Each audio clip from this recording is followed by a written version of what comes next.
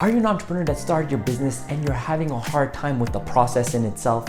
Maybe you feel a bit overwhelmed. Maybe you're spending way too much time at work, trying to hire some people, having some hard time with all of that. If that is the case, we're gonna get some of those answers by reviewing the book E-Myth by Michael E. Gerber, why most small businesses don't work and what to do about it.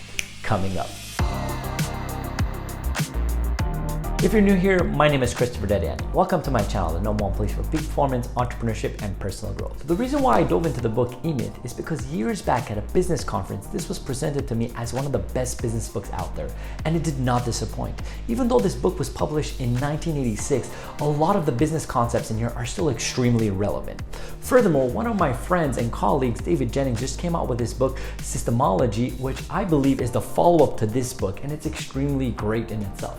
Furthermore, in this book, the foreword is written by Michael E. Gerber, and he says this book is extraordinary. So I'll tell you how you have a chance to potentially win this book at the end of the video. Stay tuned for that. So let's dive into the 5 best ideas that I got out of the E-Myth. The first best idea of the book is the 3 business personalities. Now this section kind of blew my mind because it shows you the deficiencies you might have as an entrepreneur. Now the 3 personalities are the entrepreneur, the manager, and the technician. Now, Michael Gerber mentions that most of entrepreneurs spend only 10% of the time being an entrepreneur, 20% of the time being the manager, and 70% of the time being the technician. Now, the difference between these personalities, the entrepreneur is a personality that is thinking about the business, working on the business, trying to strategize certain things to better the business in itself.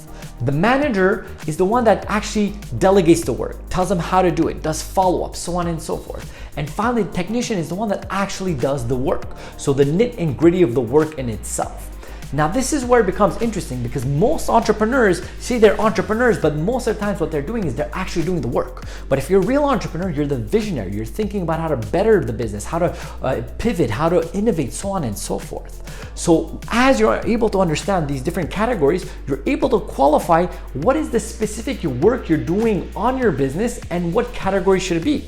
Like right now, if I'm sitting down and doing this video, this is the technician part of the work in itself within my business. But if I'm telling my colleagues to edit it, that's me managing.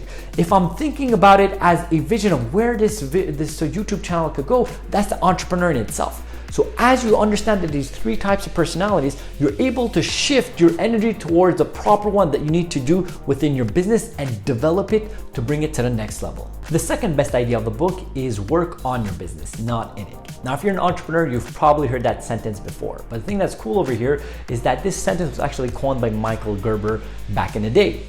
Now, what he explains in this part is to understand that you're not your business and your business is not you. It's 2 distinctive things. And if you're able to see it like that as its own living thing, then you're able to put the proper systems and processes in place for it to live by itself.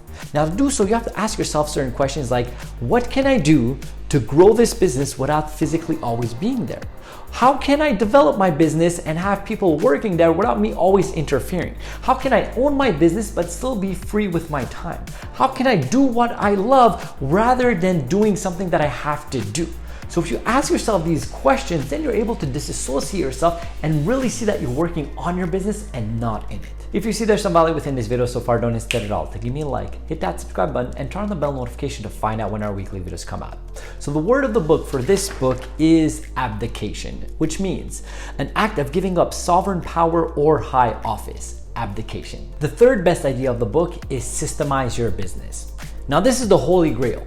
Everything we spoke about when it comes to working on your business instead of in your business has to be done through systemization. And that's what he talks about, the whole concept of the book. So you have to look at your business and put the processes and systems in place that the business could run by itself, that the employees and your colleagues know what to do without asking you. And as you have great systems and processes, then you'll be able to succeed. And not only that, you'll be able potentially to sell the business in the future. Now, how to go about this is a concept that he talks about looking at it as you want to franchise your business. Now, maybe the goal is not to franchise the business. That really doesn't matter. But you have to look at it as a process of franchising the business. Now, if you take an example, McDonald's, right? When you go and buy the franchise McDonald's, they give you the binder, everything full of what you need to do, how do you need to serve the people, what you need to wear, how do you do the burgers, so on and so forth. It's really methodical. And because it's methodical, it's proven back and back again, and it succeeds. In fact, businesses that start off by themselves have a higher rate of failure compared to business that go with the franchise model. So once you're doing your own business, always look at it and potentially you want to franchise it.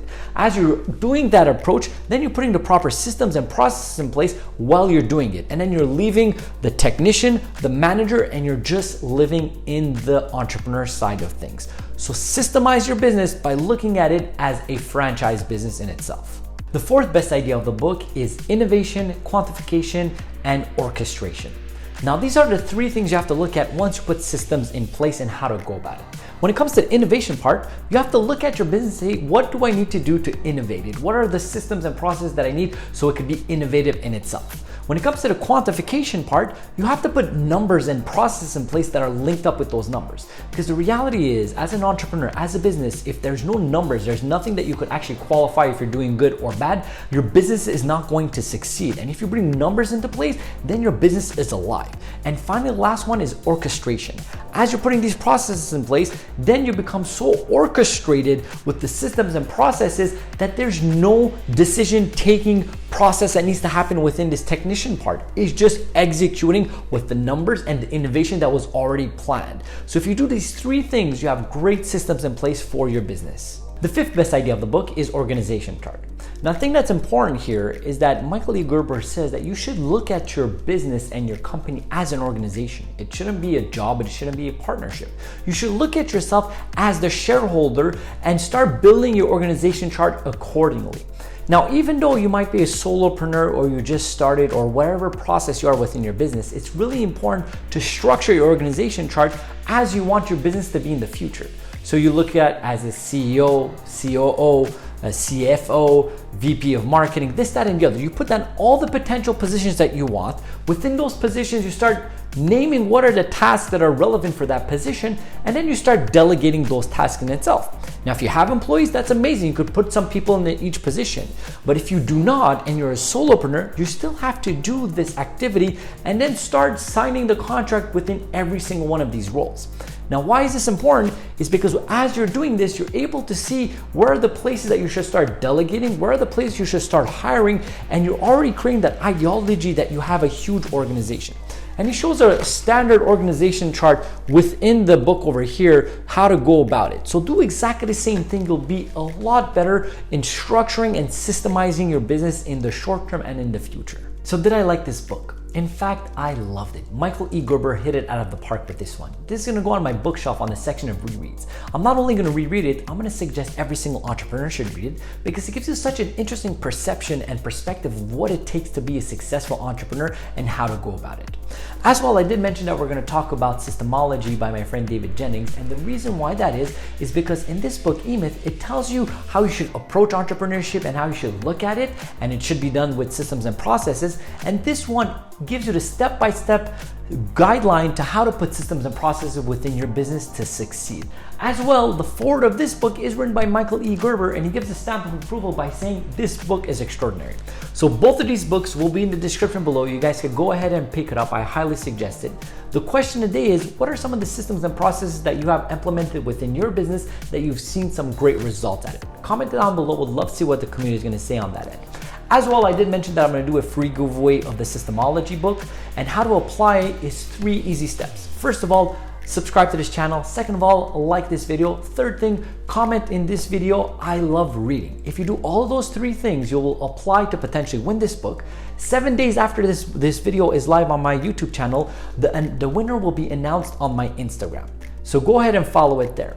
As well, there's some more videos over here that could interest you. The first one is on my book reviewing series. The second one is on my peak performance mindset. And over here, you have my entrepreneurship series, and you have my profile picture. You guys can click, subscribe, and join the family. I hope you have a blessed and grateful day.